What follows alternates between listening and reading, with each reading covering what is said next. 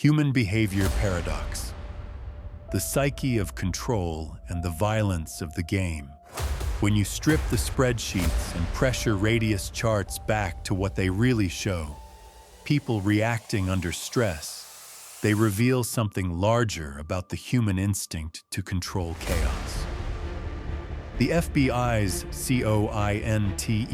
CoIntelPro program, officially meant to preserve order, became the blueprint for a peculiar American contradiction. A system that breeds disorder by trying to contain it.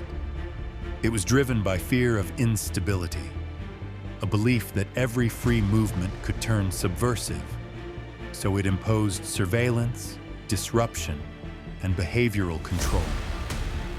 The paradox is psychological. The very machinery built to protect order internalizes the anxiety it's meant to quiet, producing a cycle of vigilance and reaction. On the field, football stages the same paradox in ritual form. Violence is not abolished. It is codified. Lines, play clocks, and coverage shells serve as rules of containment around bodies designed to collide. Every blitz is an act of institutional control meeting instinctive aggression. Every pocket, a microcosm of surveillance and exposure. The NGS metrics quantify this in numbers. 4.0 yard proximity, 2.9 second decision windows. But what they really describe is the nervous system of control under threat. For the Chargers, structural trust, their protection integrity, route timing, and spatial discipline allowed freedom within order. Herbert could explore deep quadrants because his institution, the pocket, held. For the Titans, instability bred short-term risk management. Quick, low-variance throws, the equivalent of life lived under watch. Minimize exposure, survive the down. CoIntelPro's logic in another domain was the same.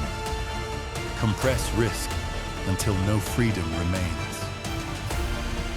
Violence, containment, and the low-income mirror. In neighborhoods historically marked by scarcity and surveillance, that psychological loop becomes daily life. When safety is conditional, aggression becomes a form of proof, show of control in a world of constraint. Football translates that instinct into choreography, hits sanctioned by structure, emotion bounded by whistle.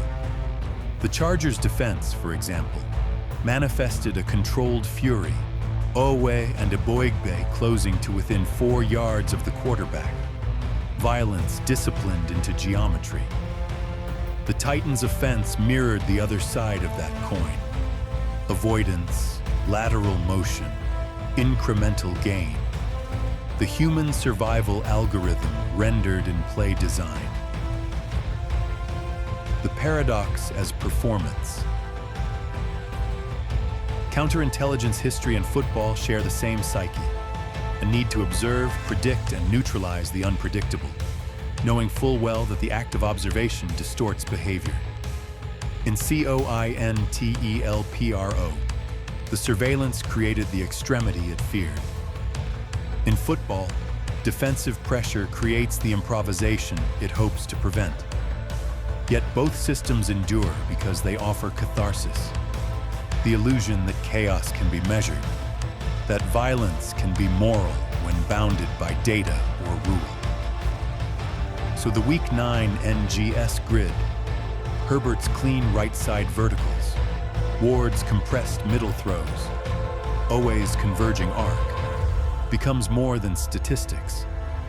It's a diagram of the human condition under pressure.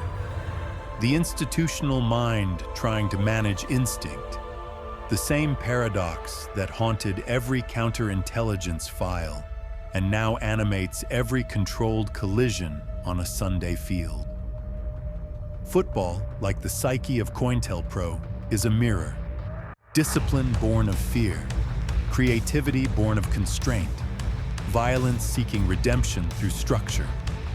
The numbers only quantify how well each side, for one afternoon, made peace with that contradiction.